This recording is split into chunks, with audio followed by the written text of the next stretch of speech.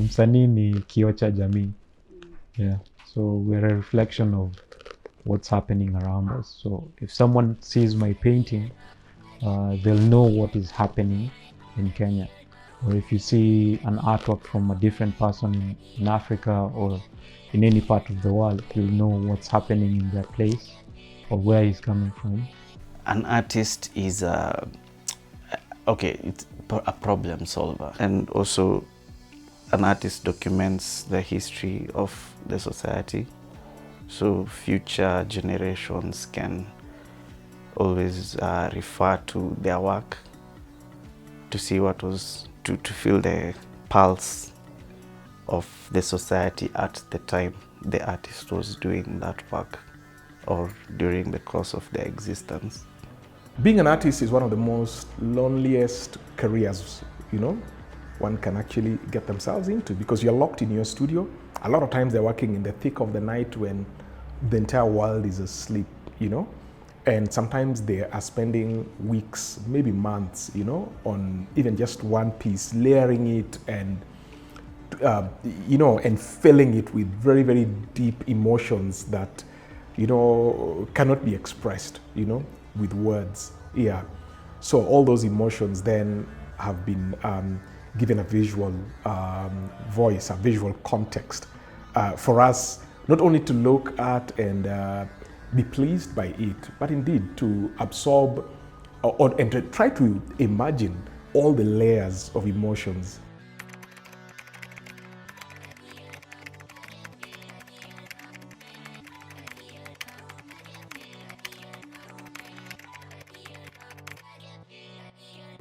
An art dealer is it's kind of like an agent who facilitates selling or transactions between the artists and the people who consume artworks.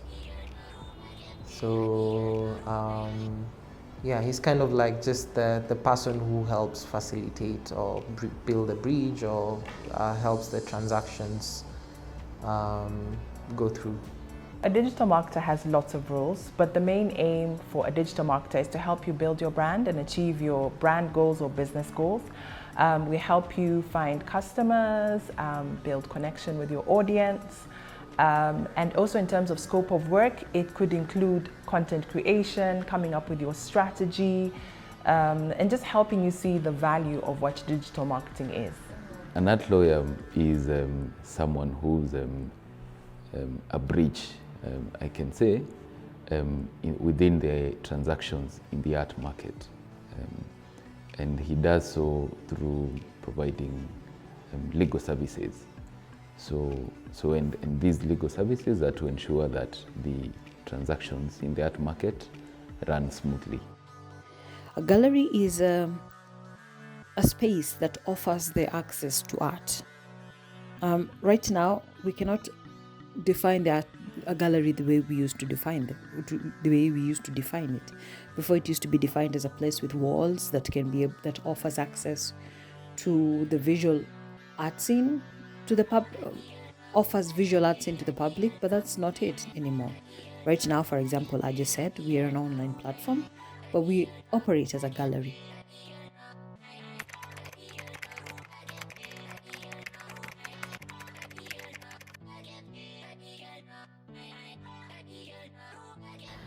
Quite by accident, a friend of mine who worked for a newspaper company here in Nairobi about 11 years ago asked me if I'd be interested in writing feature stories for the newspapers. So I said, sure, I'll give it a try. I don't have a background in journalism or writing literature, and that's how I started writing on different topics, just whatever interested me or what they were looking for. Got into the arts about maybe 5-6 years ago, started writing about the arts because I realized there weren't too many people writing on that topic and there was a gap for it.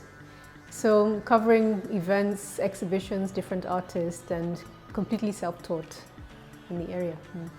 I don't have any, I think they call it formal training, is it? I don't know. What I have is the real, like, on the ground kind of training. I got into the arts, the visual arts scene out of necessity. I remember I was home, didn't have much work. I am into filmmaking myself. I still do film, but that particular time I didn't have anything to do. I was just stuck at home. And my cousin asked me to help out.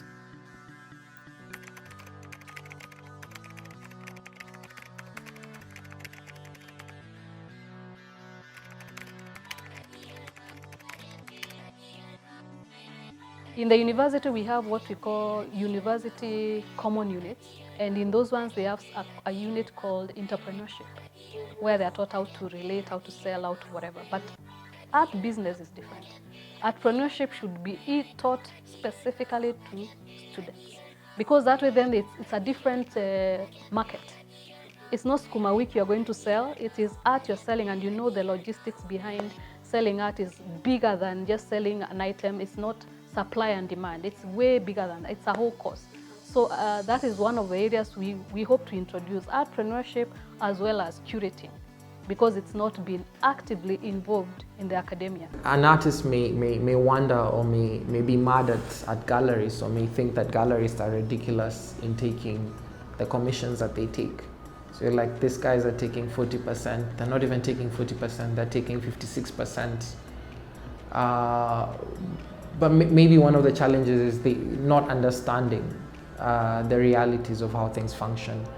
So if, and this is not just for the art, this is for normal business. So if you have sales of more than 5 million, the government requires you to be registered under VAT, under value-added tax.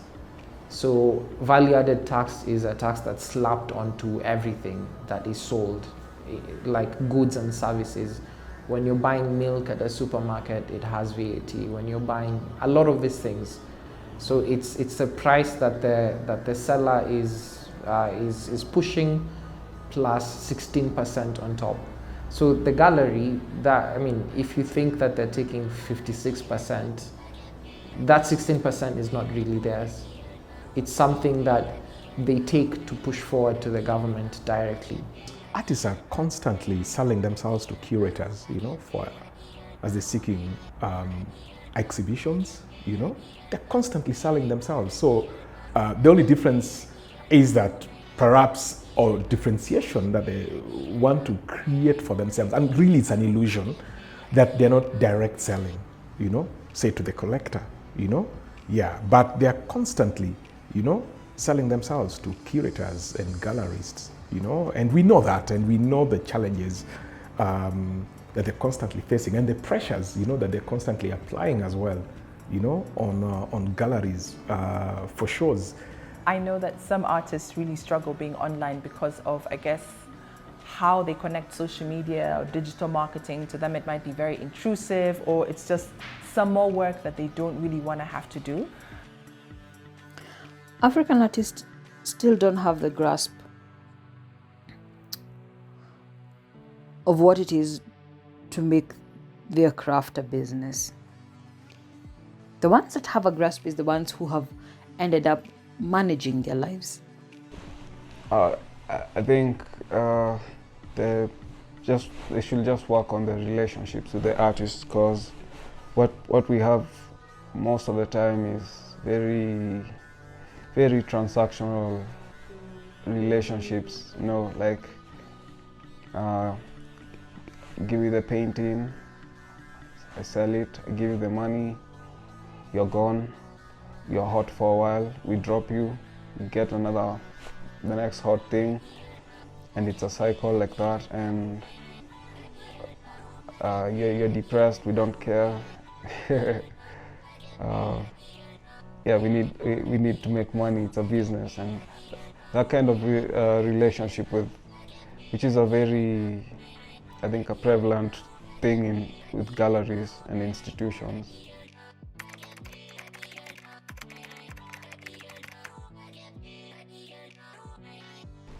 I'm signed by a gallery, its name is Aka, and the way they approached me was good for me as an artist, because we I don't know how to put it, but it's a challenging thing at first, because you have to go through the papers and everything. You have to do a lot of paperwork, and you have to like think as an individual how the gallery will benefit you.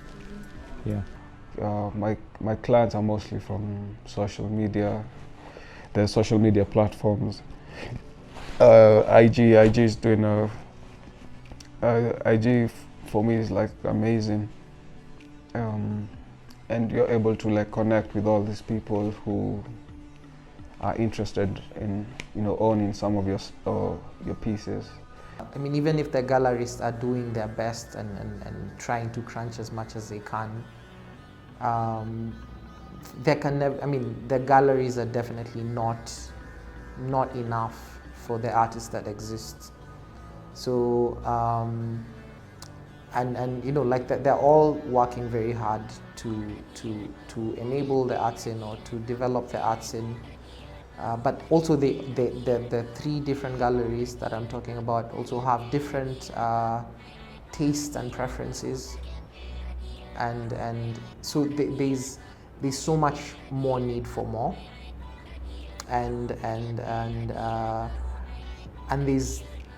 there's yet enough to, I mean, I don't know why there are not more dealers or there are not more galleries. I still don't understand, because there are valuable works of art, there are really great artists. Yes, indeed, navigating the art market, that's full of very many transactions, and also, now including the digital environment that has also made it easier or not so easy for visual artists. So how do you navigate that? And one of the options is through getting, you are represented as an artist by a gallery, and then the gallery is able to sort that out for you. And then the other option is actually to do all that by yourself. Doing that by yourself is not as easy, but there is that, I think I would imagine some beauty with independence. But then you have to deal with all of these art market professionals at each and every stage of what you're doing. But what is actually important is to actually set up yourself as an institution. If you're an artist, do you have a studio? Is your studio registered? Do you operate as an entity? So that if you're an entity, then you're able to contract with all of these bodies, as an entity. And that entity can also get assistants or employees to assist you in undertaking all of these activities.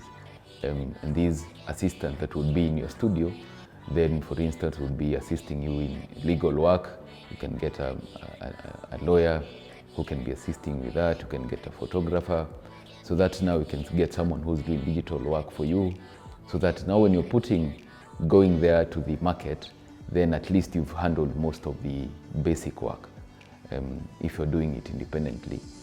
But what is important is to set up yourself as an institution, because you're a professional, and what you're dealing with is something that is valuable to you.